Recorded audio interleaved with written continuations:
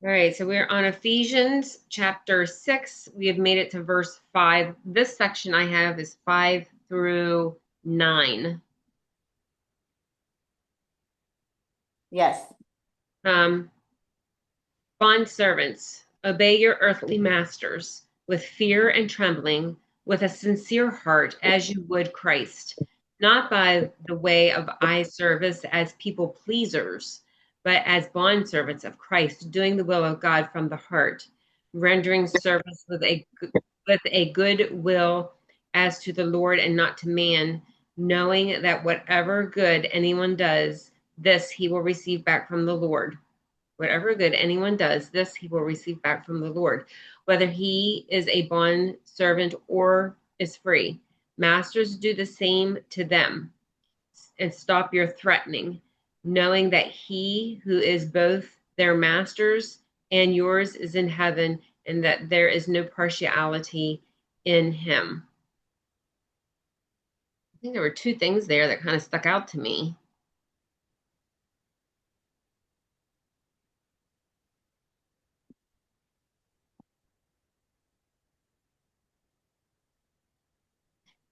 It was about being people pleaser, not by the way of eye service as people pleasers, but as bond servants. I never have read that before, the people pleasers part. Mine says, don't work hard only when your master is watching and then shirk when he isn't looking. Work hard and with gladness all the time, as though working for Christ, doing the will of God with all your heart. Is that verse 6? Six and seven, actually. No, six and seven. Okay. And then the part of what you do, you receive back from the Lord. Whatever good anyone does, that's verse 8. He will receive back from the Lord. Yeah. This and mine says, remember, the Lord will pay you for each good thing you do, whether you are slave or free. Oh Any my other goodness. thoughts before Cindy starts reading John MacArthur? I'm just looking at a footnote here in my Bible, and I think this is basically from what little bit I kind of looked at in Worsby. They're talking about Christian slaves, not necessarily just slaves, but Christian. But the one thing that I saw was Christian employees should do their jobs as if Jesus Christ were their supervisor. And Christian employers should treat their employees fairly and with respect. And I think sometimes we see that in the work field where you're not always treated with respect. Yeah. Yeah, it's more that authoritarian thing, but it's also saying here Christian employers. Not that any employer shouldn't do that, but I think maybe you don't find that as much when you're not working for a Christian. I Yeah. had a lot of supervisors in the 36 years I worked for the phone company. And I'll tell you what, you could tell which ones are Christians and which ones weren't. And I was Absolutely. thankful for every Christian supervisor I had. This The little other ones were tyrants. Tyrants. this little with the word with Warren, it says that about the danger on the job is the employee who is a clock watcher and does not obey the heart from the heart, and the boss who forgets that he is second in command and must one day give an account to the Lord. The danger on the battlefield is that we do not take the enemy seriously and therefore fail to put on the armor. By faith, you put on the armor through prayer, which we just said, which must be done at the beginning of every day. Never underestimate the strategy and strength of the devil. Mm. All right, Cindy.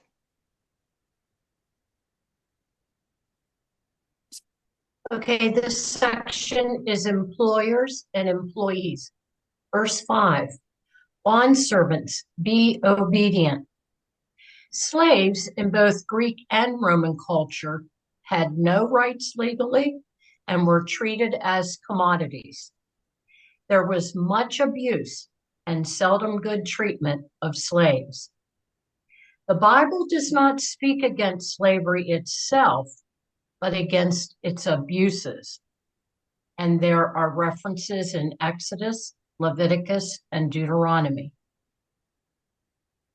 Paul's admonition applies equally well to all employees.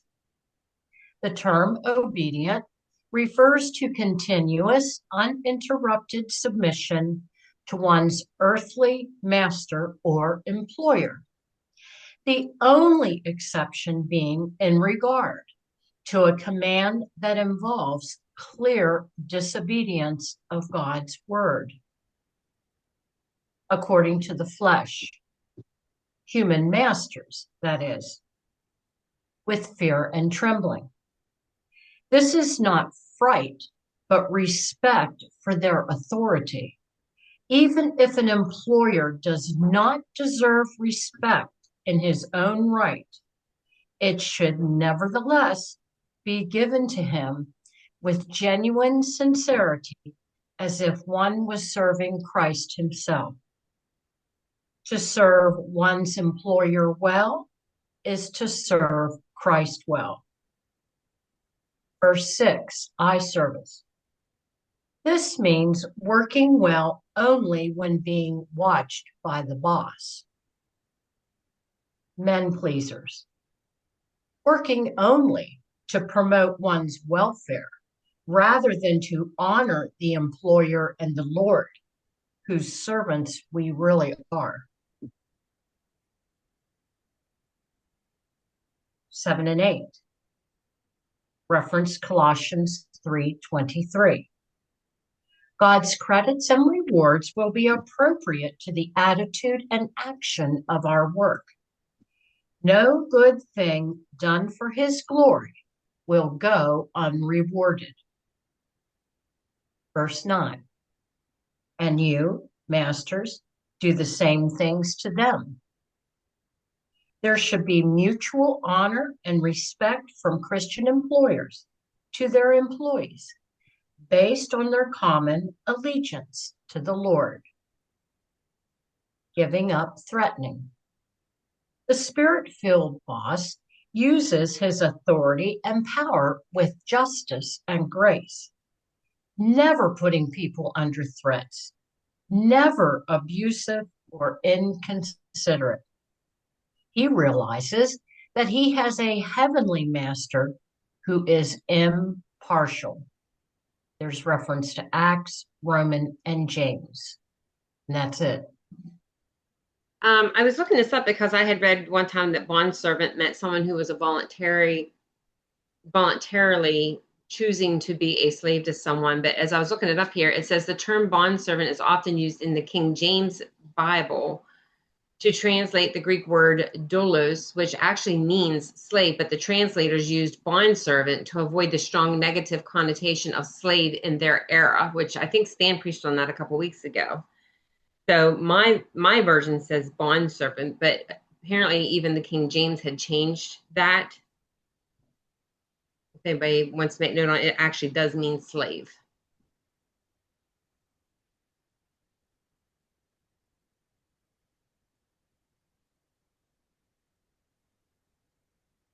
Kathy, whenever you're ready.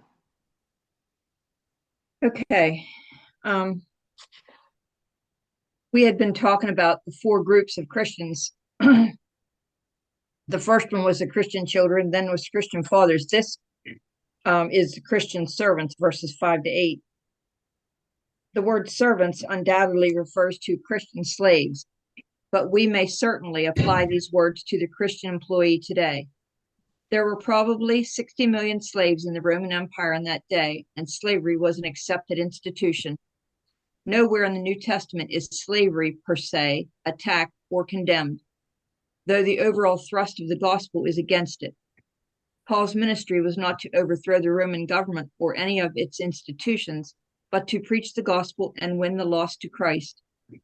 Certainly, the result of his evangelism ultimately led to the overthrow of the Roman Empire, but that was not Paul's main motive. Just as the preaching of Wesley and Whitefield resulted in the abolition of slavery and child labor, the elevation of women, and the care of the needy, so Paul's ministry contributed to the death of slavery and the encouragement of freedom. However, he was careful not to confuse the social system with the spiritual order in the church. And there is a reference to 1 Corinthians 7:20-24. Paul admonished the servants to be obedient with several good reasons. First, they were really serving Christ.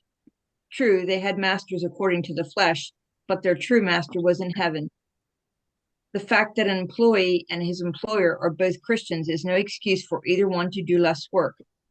Rather, it is a good reason to be more faithful to each other. The employee should show proper respect for the employer and not try to take advantage of him. He should devote his full attention and energy to the job at hand. The best way to be a witness on the job is to do a good day's work. The Christian worker will avoid eye service, working only when the boss is watching or working extra hard when he is watching, to give the impression he is doing a very good job. The second reason is that doing a good job is the will of God. Christianity knows nothing of sacred and secular. A Christian can perform any good work as a ministry to Christ, to the glory of God. For this reason, the worker must do his job from the heart, since he is serving Christ and doing the will of God. There were tasks assigned to these slaves that they detested, but they were to perform them just the same, so long as they were not disobeying the will of God. Singleness of heart and doing the will of God from the heart both indicate the importance of a right heart attitude on the job. Paul's third argument is that they will be rewarded by the Lord. In that day, slaves were treated like pieces of property, no matter how well educated they might be. An educated, cultured slave who became a Christian might receive even harsher treatment from his master because of his faith, but harsh treatment was not to keep him from doing his best. We are to serve Christ, not men. We shall receive our rewards from Christ, not from men. Then we're going to Christian masters in verse 9. The Christian faith does not bring about harmony by erasing social or cultural distinctions. Servants are still servants when they trust Christ, and masters are still masters. Rather, the Christian faith brings harmony by working in the heart. Christ gives us new motivation, not a new organization. Both servant and master are serving the Lord and seeking to please him, and in this way they were able to work together to the glory of God. What are the responsibilities of a Christian master or employer to his workers? He must seek their welfare. Do the same things unto them. If the employer expects the workers to do their best for him, he must do his best for them. The master must serve the Lord from his heart. If he expects his servants to do the same, he must not exploit them. One of the greatest examples of this in the Bible is Boaz in the book of Ruth. He greeted his workers with, "The Lord be with you," and they replied, the Lord bless thee." Ruth 2:4. Boaz was sensitive to the needs of his workers and generous to the stranger, Ruth. His relationship with his workers is one of mutual respect and a desire to glorify the Lord. It is unfortunate when an employee says, "My boss is supposed to be a Christian, but you would never know it." He must not threaten.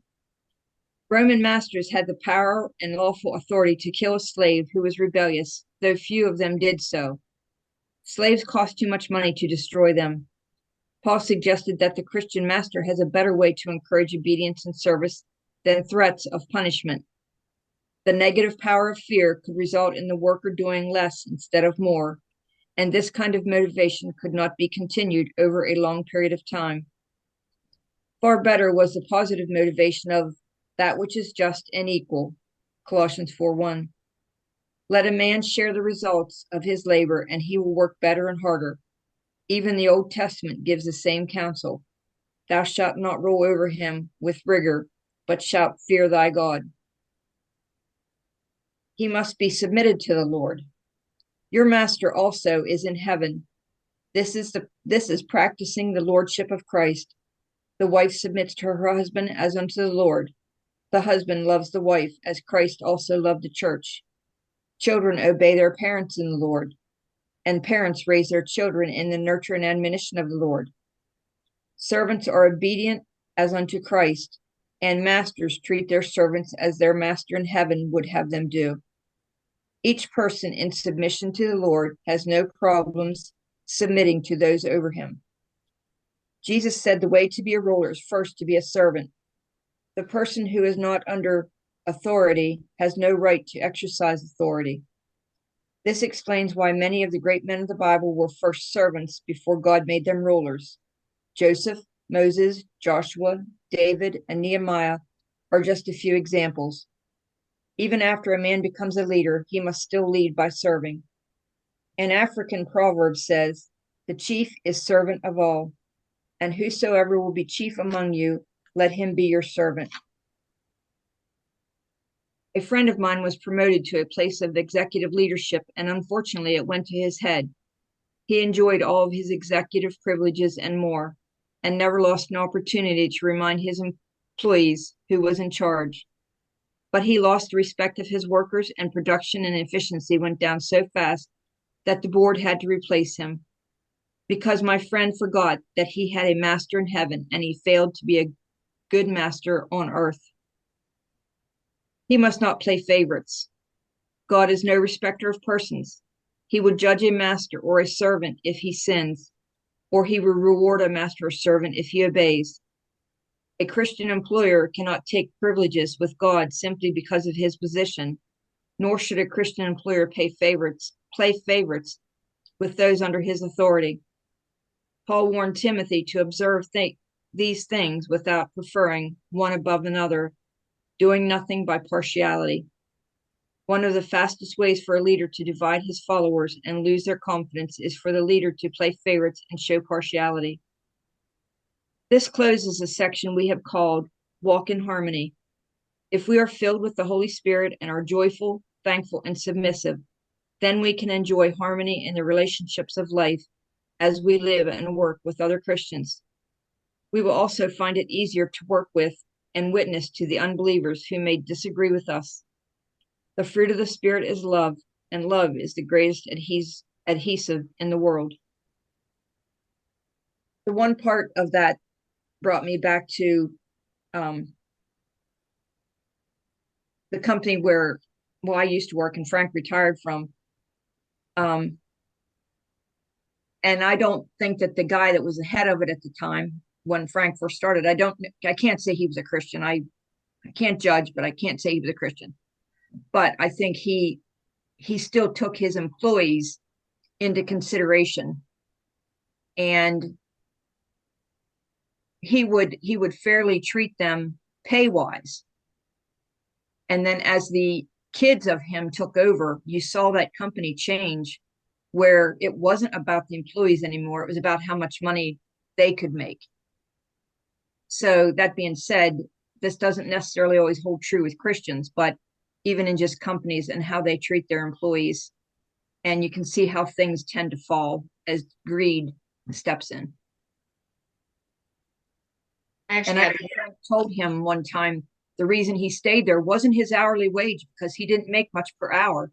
It was the bonuses that he got that reflected how the company was doing, that he paid out to the employees. And that was what kept him there. And then as greed stepped in with the younger ones, then that all went away. I did some campaigning one time with a very wealthy business owner, and he's passed now, but he said that he once the money gets to the third generation, they just squander it. And so he intentionally set up for his kids to get a certain amount, and the rest of it he gave away when he died.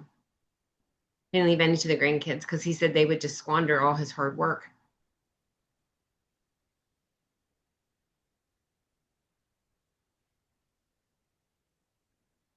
Kim, do you have Tony open?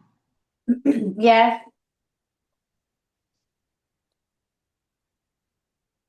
But Okay. again, I think that also comes back to showing like how significant it is that we learn how to work hard and have gratitude for what we have. Because I think whenever something's given to us, we're not as grateful for it.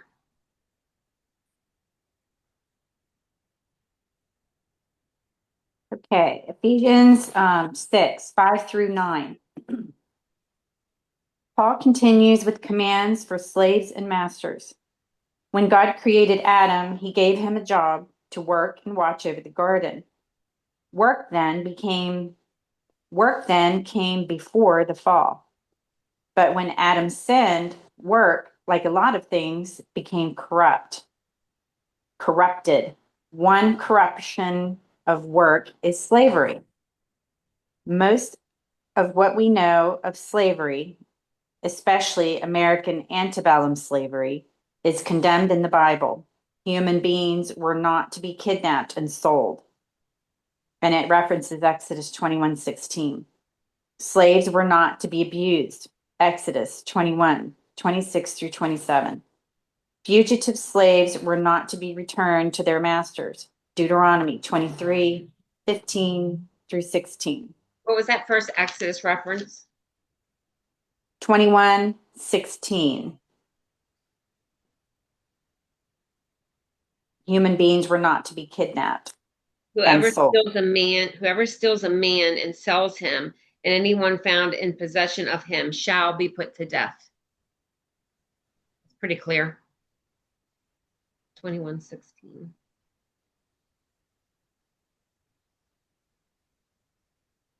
In a Roman culture infused with an unrighteous institution of slavery, Paul writes to tell a church how to live with a heavenly perspective.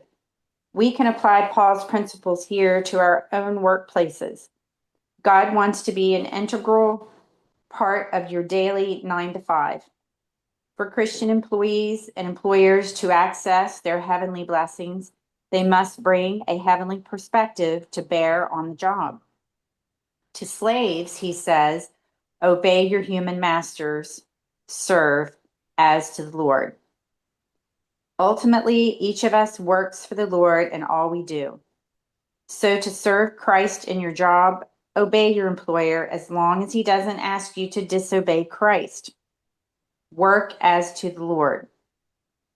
Furthermore, you must work respectfully, with fear and trembling, sincerely, in the sincerity of your heart, and with a good attitude. Don't work only while being watched. Because whether or not the boss is around, God is always watching. And even if your boss doesn't appreciate your efforts or is unfair, your work will never go unnoticed or be in vain. Whatever good each one does, he will receive back. He will receive this back from the Lord. You work for an unseen employer who sees all and will reward you. Masters, treat your slaves the same way. Why? Because both their master and yours is in heaven. So even if you're the boss, you're under divine authority too. Employees may be under you in position, but they are equal to you in value. They bear the image of God, so honor their dignity and treat all your employees with equity, consistently applying righteous standards to them. Don't play favorites because there is no favoritism with God.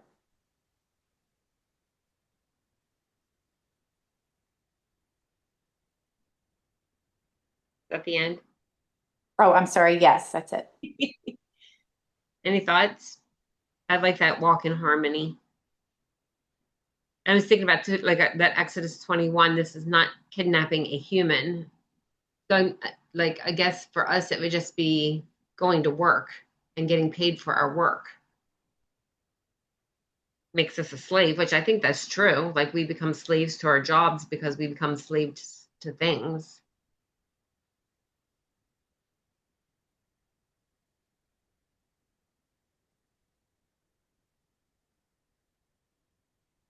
Any thoughts? Speaking of being enslaved to things, that brings me back to, I remember this has been some years back. I heard James Dobson one time, and he was making a statement about um, working toward getting things. But the more things you have, the more you are required to do upkeep on those things, which takes more of your time. And he referenced even to the point where he had bought a swing set for his kids one year, thinking, oh, it's just a swing set. And he said when he was putting it together, reading the instructions to put it together, it had on there oil weekly. And he thought, oh, that's one more chore I have to do every week. And he was just basically saying that the more stuff we have or the more stuff we get, the more busy we become. And of course, I think as sometimes the more money you make and the more things you want, then that just, you become a slave to that. Agree. Not saying money's a bad thing, but I guess too much of it can be. Yeah, or when it interferes with you being able to have time for people in your life or God, because you need so much of it. And I heard last night on the news or whatever that the Powerball, whatever that is, was like 1 point some $billion or what? Wouldn't that be a pain to have to deal with all that money? Why don't you go get a ticket, and then if you win, you can split it with us and we'll help you. We'll figure it out. Hey, I always said I'm not gonna go. I'll share the wealth with my friends. That's what I mean. I think what hit me was, what are you doing that glorifies the Lord? Is your job glorifying the Lord? Or Well, and I think sometimes people have to work out of necessity. I mean, I've had jobs that I really didn't like, but it was a necessity. And I was just reading this morning about like our calling. I have no idea what my calling in life is. I don't even know if I have one. I mean, all I've ever done is just work and raise the kids. Whether that was my calling, I guess, but it doesn't seem like much when you look at what other people are called to do. I think every part counts. And I do think that raising your children and being a wife and all that is a ministry. Like we well, say, I'll it's say that important, but it is important. I left a job and it hit a lot of money, but it led me to things that weren't of God. And my dad looked at me and said, "You're making the biggest mistake of my life." And I'm thinking, and a couple times I've said, I didn't have a babysitter. So God shut those doors, and I think he had me where I was needed, because then I looked at him and I said, I had kids to raise, not to pay somebody else to raise. So Kathy, you raised your children on your values. That's, not everybody can do that, like you said, but yeah, don't feel that what you did isn't where you think you're not to be. God had you where he needed you. But you think our callings change too. Like when the kids are younger, you're called to be the mom and the wife. And I mean, like I still feel like even now, like being here with Blake, like I'm still fulfilling my calling as a mom and a grandma. But like then I think, in different seasons you have different amounts of time too to do things. I could have never been in this Bible study every day in my earlier years. John and I struggle with this too, because we feel like when God called us to Africa, our calling was so big. And now that we're home, we feel so insignificant and we're not doing anything for God. So we struggle with that majorly. Yeah, I bet that is an adjustment. It is. Usually. Wonder what your mission work could be here, Amber. Maybe that's. I've prayed about that. Like, I mean, with us owning this business, we've had some opportunities to talk with people about, sharing the gospel with several people. And I mean, and I know that doesn't go unnoticed. It just doesn't feel as big. But then when I think about, sharing the gospel here or there, it's the same. So why does it feel so less important? I don't know. It's really weird. Yeah, I mean, you could play Christian music and have Christian Oh, artwork. absolutely. Yep. Yeah, your business. A lot of unsaved people. I think the difference may be impacting a lot of people at once versus impacting one that impacts another, that impacts another. It's still working. It's still impacting multitudes, just in a different way. Yeah. Yeah. All right, well, it's 10:30. Are you ready for the trivia question? I know you guys will probably know this one.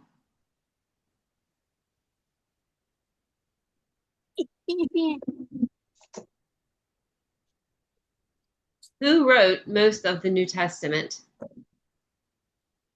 Oh, Paul. Very good. And if you'd like the answer to that, just go read the entire New Testament. yeah.